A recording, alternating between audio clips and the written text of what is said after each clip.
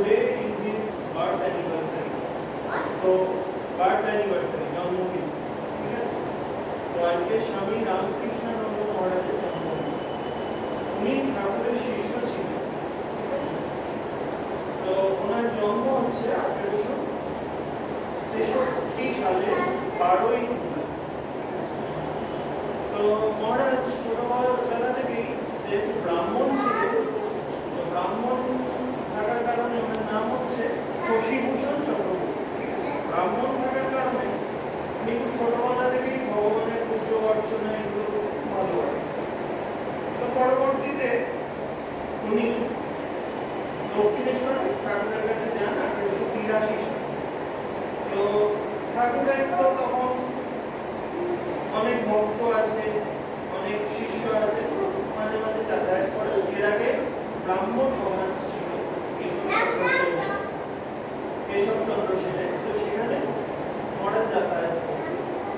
তো ঠাকুরের কাছে গিয়ে ঠাকুরের অত মিষ্টি কথা, মধুর কথা শুনে ঠাকুরের একদম ভালোবাসায় একদম আকর্ষিত হয়ে গেল। তো পরবর্তীতে যখন ঠাকুর অসুস্থ হয়ে পড়লেন, কাশীপুরে ছিলেন, তো সেই সময় শশী মহারাজ একদম ঠাকুরের সেবা করেছে।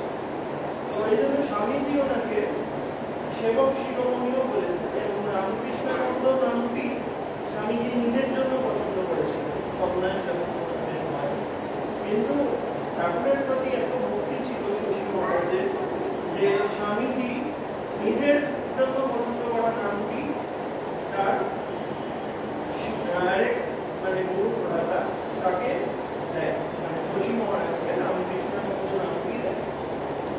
এবং শশী মহারাজ পরবর্তীতে মাদ্রাজ মঠে অনেক দিন ছিলেন। মাদ্রাজ মঠ মানে বর্তমানে চেন্নাই মঠ, চেন্নাই মঠে বহুকাল ছিলেন এবং ঠাকুরকে উনি একদম জীবন্ত মনে করেন।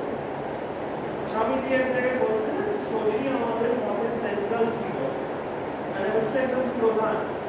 কারণ স্বামীজিরা সবসময় বড়ানগর মঠ যখন ছিল, জব ধ্যান ইত্যাদি এসব নিয়ে ব্যস্ত ছিলেন থাকতেন, কিন্তু শশী মহারাজ একা একমাত্র ছিলেন যে ঠাকুর সেবার দিকটা দেখতেন, ঠাকুরের পুজো অর্চনা এগুলো দেখতেন, এবং তাছাড়াও কাকে খাওয়ানো, প্রসাদ খাওয়ানো, কে খাচ্ছে না, কে জব ধ্যান করে অজ্ঞান হয়ে পড়ে রয়েছে তার সেবা শুশ্রূষা করা, এগুলো শশী মহারাজ সব নিজের মধ্যেই করতেন।